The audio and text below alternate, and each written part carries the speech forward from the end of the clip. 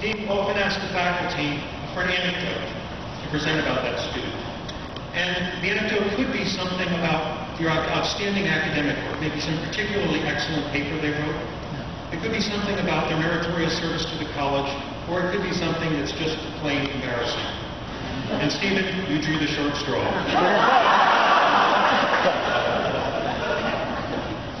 At Shimer, class attendance is more or less mandatory.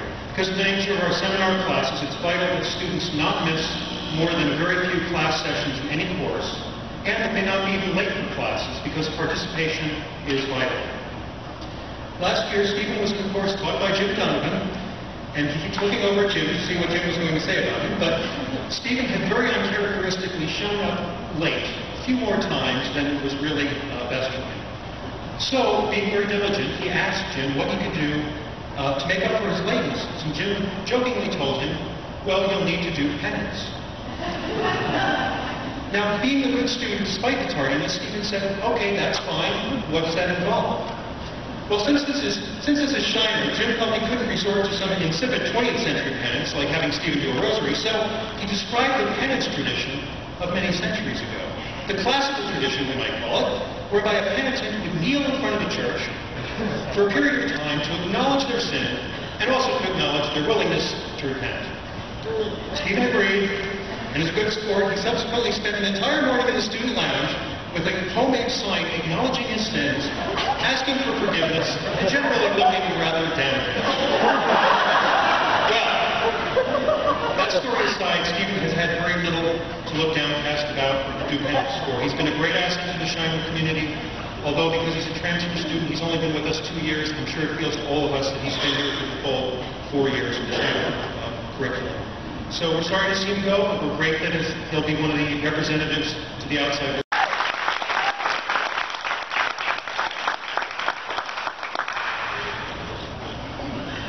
In trying to prepare for this speech, I wrote a couple of different drafts of the speech.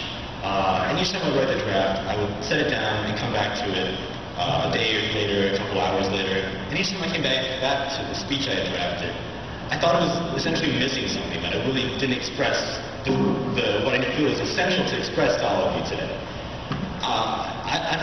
Considering that, I considered the nature of Shimer, and I realized that to write a speech and repeat it verbatim is naturally undialectic and unshimerian. So I decided I should just wing it. So, but more profoundly, I realized that there was no way I could really anticipate how I'd be feeling today. And now that I finally arrived at this moment, I realized how correct I was. There aren't really words to describe how I'm feeling right now. I feel almost like a character in a Kafka novel. I've been called to give a trial, to an apology of my time at Shimer, and I really don't know how to express it. It's been so multifaceted and so variable that I just don't know how to convey it all in a 5-minute speech.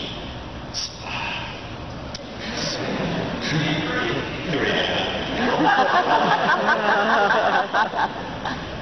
But the way I'm feeling now is somewhat surreal. I feel an intense excitement for the future. I feel a certain longing for the past. And I feel an awe at the present moment. I think back about the short time I spent at Shimer, how these 2 years have been so briefly contained. But within these 2 years, I've had such an array of experiences that have in Shimer. And I really realized how Shimer really embodies the institutional education. Before I came to Shimer, I had pretty much lost my faith in organized education. But now that I've come to Shimer and I've been here for 2 years and I've had the opportunity to work with and study with some brilliant, amazing people, I realize that Shimer realizes the value of the personal experience of education. I think back upon the experiences I've had at Shimer that have been the most educative to me and the most valuable. I think about a road trip I took to the Rocky Mountains for a semester project, or the encouragement to buy a school bus and drive down to Guatemala. I think of even smaller things, like a group reading of The Tempest, or the opportunity to spend a week in thesis isolation with one of my best friends. Or I think of a sunset on Lake Michigan and the intense feeling of understanding that comes from that. Reflecting upon the meaningfulness of my past 2 years, I realized that there's really no way I can express the intense gratitude and appreciation I have for everybody who I've been going through this with.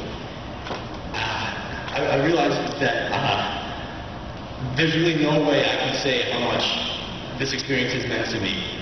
And there really aren't words to explain the intense love and affection I have for everybody at Shimer. So in light of that, I realize that there's really nothing more I can say, and that maybe silence will say it all just as well. So thank you.